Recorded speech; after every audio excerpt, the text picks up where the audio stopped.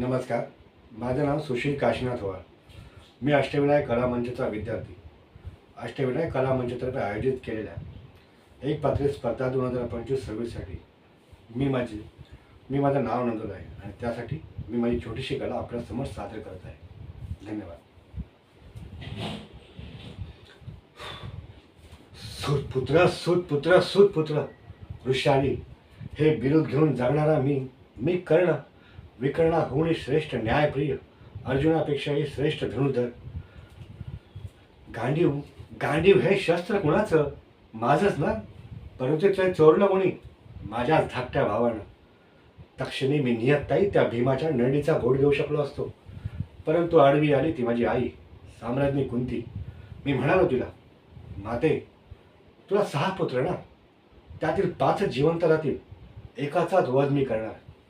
मी जर वाचलो तर मी तुझा 5वा पांडव पुत्र असेल, परंतु तुझ्या 6 पुत्रापैकी एक पुत्र या युद्धभूमीवर कायमचा संपेल. माते, जर तू माझे मातृत्व स्वीकारणार असशील तर हा तुझा पुत्र तुझ्यासाठी प्राण त्याग करायलाही तयार आहे. कारण मला फक्त आई हवी आहे. आई जी साऱ्या जगाला ओढून सांगेल की ज्या अंगरात सर्वस्व नरेशाला तुम्ही सूतपुत्र म्हणून हिणवत आहात, तो माझा ज्येष्ठ पुत्र कर्ण आहे.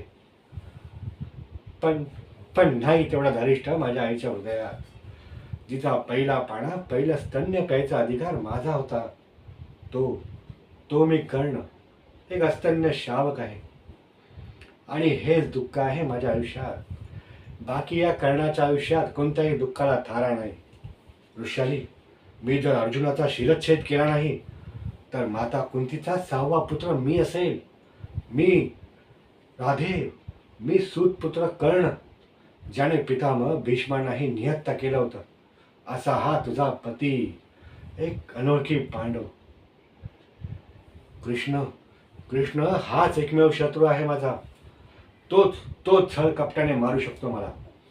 अन्यथा भातृदेव दुर्योधनाशिवाय मी माझे प्राण कोणाच्याही चरणाशी वाहणार नाही. मी सूर्यपुत्र आहे. ना मला कोणी सूर्योदयात मारू शकत, ना कोणी सूर्यास्तात मारू शकत.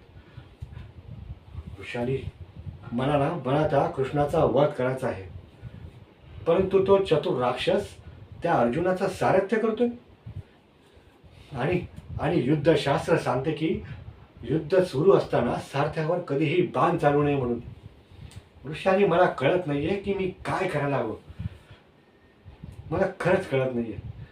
हे जे युद्ध आहे ना, ते अर्जुन माझ्याशी खेळतच नाहीये. साक्षात भगवंत हे युद्ध माझ्याशी खेळतायत असं वाटतंय मला खरंच कळत नाहीये. वृषाली, मी काय करायला हवं. एकीकडे मला साधारण झोपडीतून या राजमहालात आणणारा, मला अंगदेशाचा राजा बनवणारा, मला सख्या भावाप्रमाणे प्रेम करणारा माझा सखा दुर्योधन, आणि दुसरीकडे माझं मातृत्व नाकारणारी माझी आई साम्राज्ञी कुंती आणि तिचे ते 5 पांडव पुत्र जे सतत माझा अपमान करत असतात, आणि ती पांचाली. मला कळत नाहीये मी कोणाची साथ देऊ. एकीकडे अधर्म, एकीकडे धर्म. वृषाली, तू सांग मी काय करायला हवं. काय करायला वृषाली, तूच सांग. धन्यवाद.